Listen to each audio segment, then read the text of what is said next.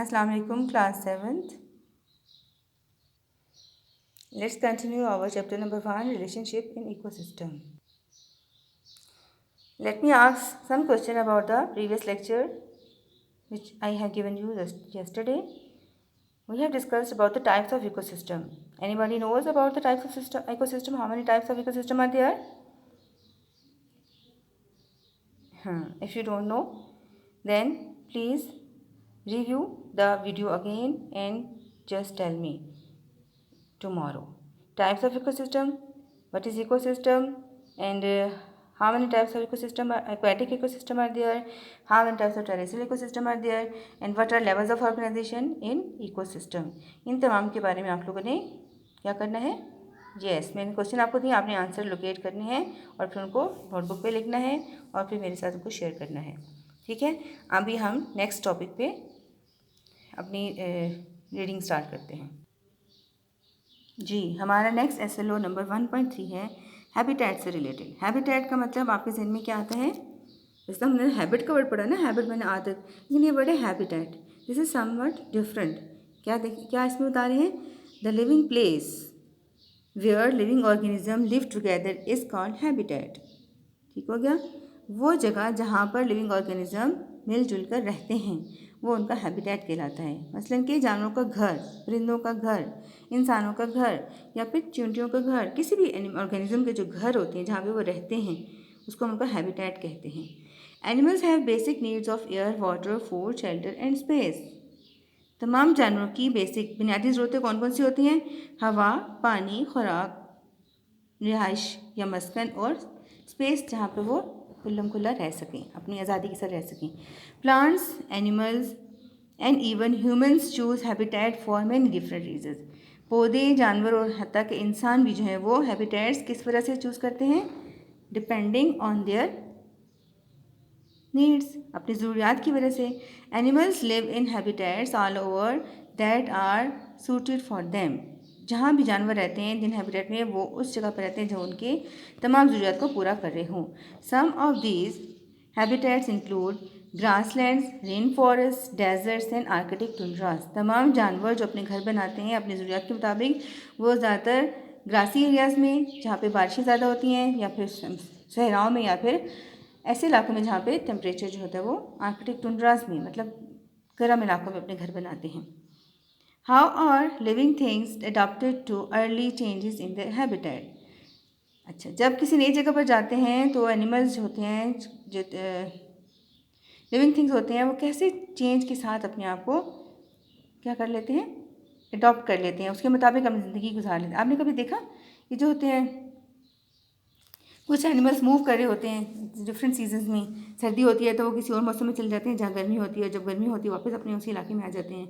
इस तरह से तमाम एनिमल्स जो हैं वो अपने इलाकों में रहते हुए या फिर मूव कर जाते हैं या फिर उधर अपनी ज़िंदगी को उसके मुताबिक बना लेते हैं. जैसे सर्दियों में हम लोग क्या करते हैं? गर्म कपड़े पहन लेते हैं, घरों को बंद कर लेते हैं, गर्माइश पैदा कर लेते हैं ताकि हमें सर्दी ना लगे. और गर्मियों में कर्टन्स भी हटा दिए जाते हैं, पंखे लग जाते हैं, दरवाजे खुले होते हैं ताकि हवा जो है वो अच्छी तरह से गुजर सके और हमें गर्मी ना लगे. इस तरह से एनिमल्स भी अपने आप को अडॉप्ट करते हैं डिफरेंट सीजन्स के मुताबिक. The seasonal movement of animals from one region to another is called migration. जो मौसमों के मुताबिक एनिमल्स की मूवमेंट होती है गर्म से ठंडे इलाकों की तरफ या ठंडे से गर्म इलाकों की तरफ, वो उनकी सीजनल मूवमेंट कहलाती है और उस सीजनल मूवमेंट को हम माइग्रेशन कहते हैं. और उर्दू में उसको कहते हैं हिजरत कर जाना, एक जगह से दूसरी जगह मूव कर जाना, पूरा का पूरा वहाँ चले जाना. For example, wild beast live in Africa and feeding on grass. Wild beast जो होते हैं वो जंगली भैंसे जो होते हैं वो क्या करते हैं? अफ्रीका में रहते हैं और ग्रासेस पे फीड करते हैं. जब उनको ग्रास नहीं मिलेगी तो वो क्या करेंगे? किसी ऐसे इलाके में चले जाएंगे जहाँ पर तो ग्रास बहुत ज़्यादा मिले. ठीक हो गया? Some animals like tortoise, hogs and bears can not store enough food to keep them going.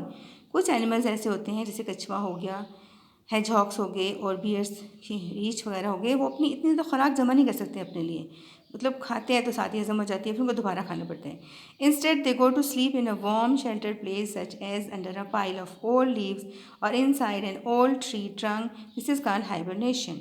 जब वो खुराक नहीं मिल रही होती, जमा नहीं कर सकते, तो क्या करते हैं? किसी जगह पे जाके सो जाते हैं और इस तमाम पीरियड को वो कहते हैं हाइबरनेशन. सो जाना या आराम करने लग जाना ताकि ना जागेंगे ना ही खाना पड़ेगा.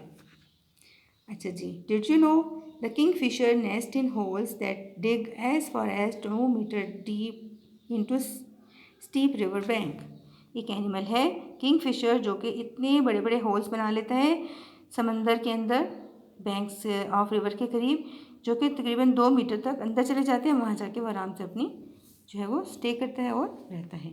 तो ये हमने यहाँ पे आज दो नई चीज़ें पढ़ी हैं कि जब एनिमल्स को खुराक नहीं मिलती तो वो क्या कर लेते हैं, वो सो जाते हैं या हाइबरनेट कर लें। Hibernation is the process of going to sleep and migration is the process of moving from one place to another. और ये हैबिटेट की तलाश में जानवर डिफरेंट इन तरीक़ों को अपनाते हैं ताकि अपनी ज़िंदगी को आसान बना सकें। ठीक हो गया। तो हैबिटेट के बारे में पढ़ने के बाद हमारे पास यहाँ पे डिफरेंट इकोलॉजिकल रिलेशनशिप्स आ रहे हैं जो कि हमें किसी इन्वायरमेंट में मिलते हैं। इकोलॉजिकल रिलेशनशिप का मतलब होता है the species in an ecosystem interact in different ways. These interactions may have positive, neutral or negative impacts on the species involved. अच्छा, यहाँ पे मैं आपको भी इसकी वो नहीं कर रही एक्सप्लेनेशन, सिर्फ जस्ट आपको बताया कि लॉजिकल रिलेशनशिप डिफरेंट किस्म के होते हैं।